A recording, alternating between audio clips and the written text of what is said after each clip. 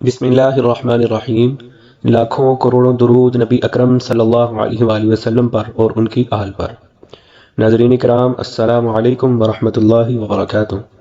سلسلہ سیرت النبی صلی اللہ علیہ وآلہ وسلم کی دوسری ویڈیو کے ساتھ آپ کی خدمت میں حاضر ہیں۔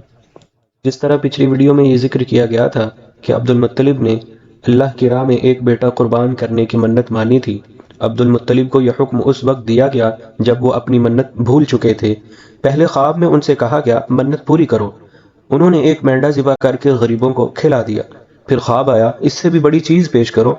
اس مرتبہ انہوں نے ایک بیل ذبح کر دیا۔ خواب میں پھر یہی کہا گیا کہ اس سے بھی بڑی چیز پیش کرو۔ اب انہوں نے اونٹ ذبح کیا۔ پھر خواب آیا کہ اس سے بھی بڑی چیز پیش کرو۔ انہوں نے پوچھا اس سے بڑی چیز کیا ہے؟ تب کہا گیا اپنے بیٹوں میں سے کسی کو ذبح کرو جیسا کہ تم نے منت مانی تھی۔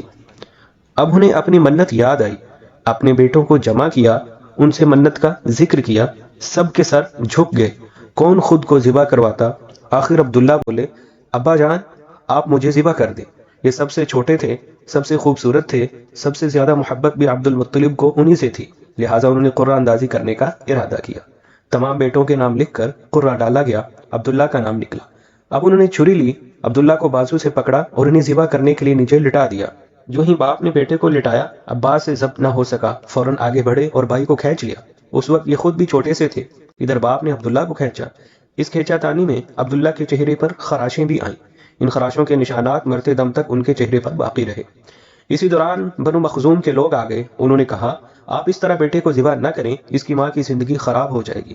اپنے رب کو راضی کرنے کے لیے بیٹے کا فدیہ دے دیں۔ اب سوال یہ تھا کہ فدیہ کیا دیا جائے؟ اس کی ترکیب یہ بتائی گئی کہ ایک کاغذ پر 10 اونٹ لکھے جائیں، دوسرے پر عبداللہ کا نام لکھا جائے۔ اگر 10 اونٹ والی پرچی نکلے تو 10 اونٹ قربان کر دیے جائیں، اگر عبداللہ والی پرچی نکلے تو 10 اونٹ کا اضافہ کر دیا جائے۔ پھر 20 اونٹ والی پرچی اور عبداللہ والی پرچی ڈالی جائے۔ اب اگر 20 اونٹ والی پرچی نکلے تو 20 اونٹ قربان کر دیے جائیں، ورنہ 10 اونٹ اور بڑھا دیے جائیں۔ اسی طرح 10-10 کر کے اونٹ بڑھاتے جائیں۔ عبد المطلب نے ایسا ہی کیا، 10-10 اونٹ بڑھاتے چلے گئے۔ ہر بار عبداللہ کا نام نکلتا چلا گیا، یہاں تک کہ اونٹوں کی تعداد 100 تک پہنچ گئی۔ تب کہیں جا کر اونٹوں والی پرچی نکلی۔ اس طرح ان کی جان کے بدلے میں 100 اونٹ قربان کیے گئے۔ عبد المطلب کو اب پورا اطمینان ہو گیا کہ اللہ تعالیٰ نے عبداللہ کے بدلے 100 اونٹوں کی قربانی منظور کر لی ہے۔ انہوں نے کعبے کے پاس 100 اونٹ قربان کیے اور کسی کو کھانے سے نہ روکا۔ سب انسانوں، جانوروں اور پرندوں نے ان کو کھایا۔ امام زہری کہتے ہیں عبد المطلب پہلے آدمی ہیں جنہوں نے آدمی کی جان کی قیمت 100 اونٹ دینے کا طریقہ شروع کیا۔ اس سے پہلے 10 اونٹ دیے جاتے تھے۔ اس کے بعد یہ طریقہ سارے عرب میں جاری ہو گیا، گویا قانون بن گیا کہ آدمی کا فدیہ 100 اونٹ ہے۔ نبی کریم صلی اللہ علیہ وآلہ وسلم کے سامنے جب یہ ذکر آیا تو آپ صلی اللہ علیہ وآلہ وسلم نے اس فدیہ کی تصدیق فرمائی، یعنی فرمایا کہ یہ درست ہے۔ اور اسی بنیاد پر نبی کریم صلی اللہ علیہ وآلہ وسلم فرماتے ہیں میں 2 ذبیح ہوں، یعنی حضرت اسماعیل علیہ السلام اور عبداللہ کی اولاد ہوں۔ حضرت عبداللہ قریش میں سب سے زیادہ حسین تھے، ان کا چہرہ روشن ستارے کی مانند تھا۔ قریش کی بہت سی لڑکیاں ان سے شادی کرنا چاہتی تھیں، مگر حضرت عبداللہ کی حضرت آمنہ سے شادی ہوئی۔ حضرت آمنہ وہب بن عبد مناف بن زہرہ کی بیٹی تھی۔ شادی کے وقت حضرت عبداللہ کی عمر 18 سال تھی۔ یہ شادی کے لیے اپنے والد کے ساتھ جا رہے تھے۔ راستے میں ایک عورت کعبے کے پاس بیٹھی نظر آئی۔ یہ عورت ورقہ بن نوفل کی بہن تھی۔ ورقہ بن نوفل قریش کے ایک بڑے عالم تھے۔ ورقہ بن نوفل سے ان کی بہن نے سن رکھا تھا کہ وقت کے آخری نبی کا ظہور ہونے والا ہے، اور ان کی نشانیوں میں سے ایک نشانی یہ ہوگی کہ ان کے والد کے چہرے میں نبوت کا نور چمکتا ہوگا۔ جو ہی اس نے عبداللہ کو دیکھا، فوراً یہ بات اس کے ذہن میں آئی۔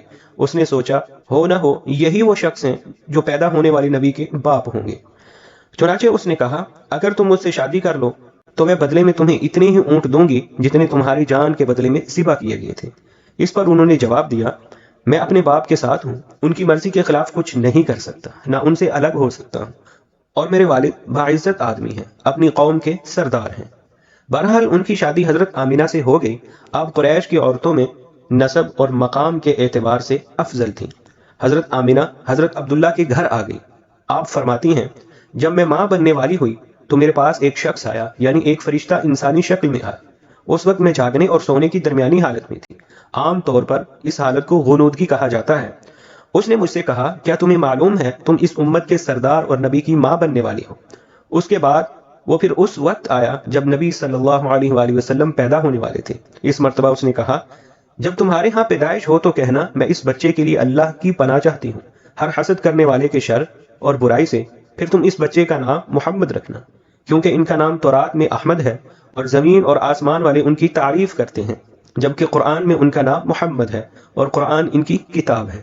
ایک روایت کے مطابق فرشتے نے ان سے یہ کہا، تم وقت کے سردار کی ماں بننے والی ہو، اس بچے کی نشانی یہ ہوگی کہ اس کے ساتھ ایک نور ظاہر ہوگا جس سے ملک شام اور بصرہ کے محلات بھر جائیں گے۔ جب وہ بچہ پیدا ہو جائے گا تو اس کا نام محمد رکھنا، کیونکہ تورات میں ان کا نام احمد ہے کہ آسمان اور زمین والے ان کی تعریف کرتے ہیں، اور انجیل میں ان کا نام احمد ہے کہ آسمان اور زمین والے ان کی تعریف کرتے ہیں، اور قرآن میں ان کا نام محمد ہے۔ حضرت عبداللہ کے چہرے میں جو نور چمکتا تھا، شادی کے بعد وہ حضرت آمینہ کے چہرے میں آ گیا تھا۔ امام زہری فرماتے ہیں، حاکم نے یہ روایت بیان کی ہے اور اس کو صحیح قرار دیا ہے کہ صحابہ رضی اللہ تعالی عنہم نے حضور نبی کریم صلی اللہ علیہ وآلہ وسلم سے عرض کیا، اے اللہ کے رسول، ہمیں اپنے بارے میں کچھ بتائیے۔ آپ صلی اللہ علیہ وآلہ وسلم نے ارشاد فرمایا، میں اپنے باپ ابراہیم علیہ السلام کی دعا ہوں، اپنے بھائی عیسیٰ علیہ السلام کی بشارت ہوں اور خوشخبری ہوں۔ جب میں اپنی والدہ کے شکم میں آیا تو انہوں نے دیکھا گویا ان سے ایک نور ظاہر ہوا ہے جس سے ملک شام میں بصرہ کے محلات روشن ہو گئے۔ حضرت آمینہ نے حضرت حلیمہ سعدیہ سے فرمایا تھا، میرے اس بچے کی شان نرالی ہے، یہ میرے پیٹ میں تھے تو مجھے کوئی بوجھ اور تھکن محسوس نہیں ہوئی۔ حضرت عیسیٰ علیہ السلام وہ آخری پیغمبر ہیں جنہوں نے آپ صلی اللہ علیہ وآلہ وسلم کی آمد کی خوشخبری سنائی ہے۔ اس بشارت کا ذکر قرآن میں بھی ہے۔ سورہ صف میں اللہ تعالیٰ فرماتے ہیں، اور اسی طرح وہ وقت بھی قابل ذکر ہے جبکہ عیسیٰ ابن مریم نے فرمایا، اے بنی اسرائیل، میں تمہارے پاس اللہ کا بھیجا ہوا آیا ہوں کہ مجھ سے پہلے جو تورات آ چکی ہے میں اس کی تصدیق کرنے والا ہوں، اور میرے بعد جو ایک رسول آنے والے ہیں ان کا نام مبارک احمد ہوگا، میں ان کی بشارت دینے والا ہوں۔ اب چونکہ حضرت عیسیٰ علیہ السلام یہ بشارت سنا چکے تھے، اس لیے ہر دور کے لوگ آپ صلی اللہ علیہ وآلہ وسلم کی آمد کا بے چینی سے انتظار کر رہے تھے۔ ادھر آپ صلی اللہ علیہ وسلم کی پیدائش سے پہلے ہی حضرت عبداللہ انتقال کر گئے۔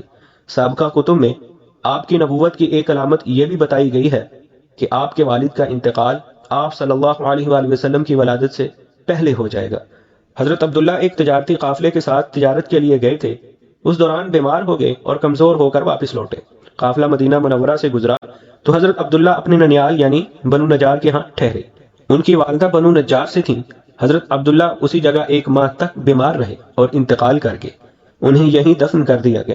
تجارتی قافلہ جب حضرت عبداللہ کے بغیر مکہ مکرمہ پہنچا اور عبد المطلب کو پتہ چلا کہ ان کے بیٹے عبداللہ بیمار ہو گئے ہیں اور مدینہ منورہ میں اپنے ننیال میں ہی ہیں، تو انہیں لانے کے لیے عبد المطلب نے اپنے بیٹے زبیر کو بھیجا۔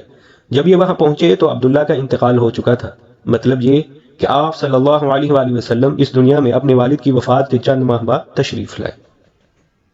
سلسلہ سیرت النبی صلی اللہ علیہ وآلہ وسلم کی نئی ویڈیو کے ساتھ ہم پھر حاضر ہوں گے۔ اپنی دعاؤں میں یاد رکھیے گا۔ تب تک کے لیے اجازت دیجیے۔ اللہ حافظ۔